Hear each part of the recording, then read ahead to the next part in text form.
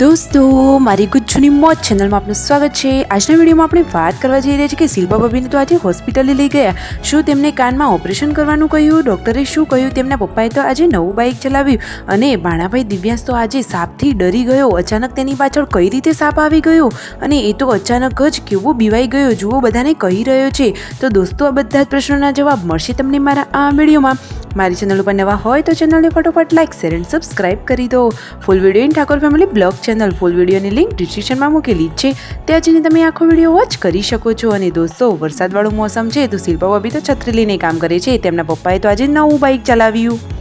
હા, એક ખાસ વાત દોસ્તો, આવી ટૂંકી ચચોકડી લાઈવ લેટેસ્ટ એન્ડ ટ્રેન્ડિંગ માહિતી મેળવવા માટે મારી ચેનલને ફટોફટ સબસ્ક્રાઇબ કરી દો।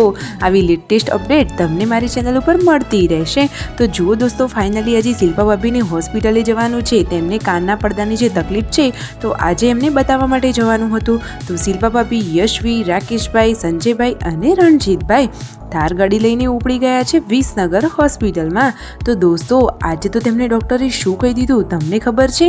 આજે તમને લાઈવ આ વિડીયોમાં જોવા મળશે કે ડૉક્ટરે ચેકઅપ કરીને તેમને શું કહ્યું। ફાઇનલી હવે તેઓ વિસનગર પહોંચી ગયા છે। વિસનગરની ગલીઓમાં જુઓ વરસાદવાળા મોસમમાં તેઓ ચાલી અને જઈ રહ્યા છે દવાખાને। તો ફાઇનલી હવે બજારમાં ચાલતા ચાલતા તેઓ પહોંચી જવા આવ્યા છે દવાખાને। દવાખાનું દોસ્તો સીડીઓની ઉપર છે। શું દોસ્તો તમને કાનના આ દવાખાનું નામ ખબર છે? તમે ક્યારેય ત્યાંથી દવા લીધી છે?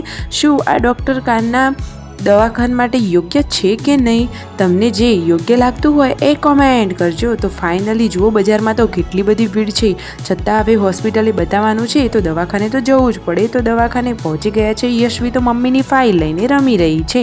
તો ડૉક્ટરને બતાવી દીધું છે। તો ડૉક્ટરે શું દોસ્તો ઓપરેશન કરવાનું કહ્યું? હજુ કંઈ જ ફરક પડ્યો નથી? તો ના દોસ્તો, એવું કંઈ જ નથી। હાલ તેમને ચેકઅપ કર્યું તો થોડોક ફરક છે અને હાલ પણ થોડીક દવા આપી છે। તો હાલ રેગ્યુલર તેમને દવા ચાલુ રાખવાની છે, તો થોડો જલ્દી ફરક પડી જશે। તો આપણા લાડકવાયા અને સૌના વાલા અને હંમેશા હસતા એવા શિલ્પા ભાભીને જલ્દી સારું થઈ જાય એવી જ ભગવાનને પ્રાર્થના।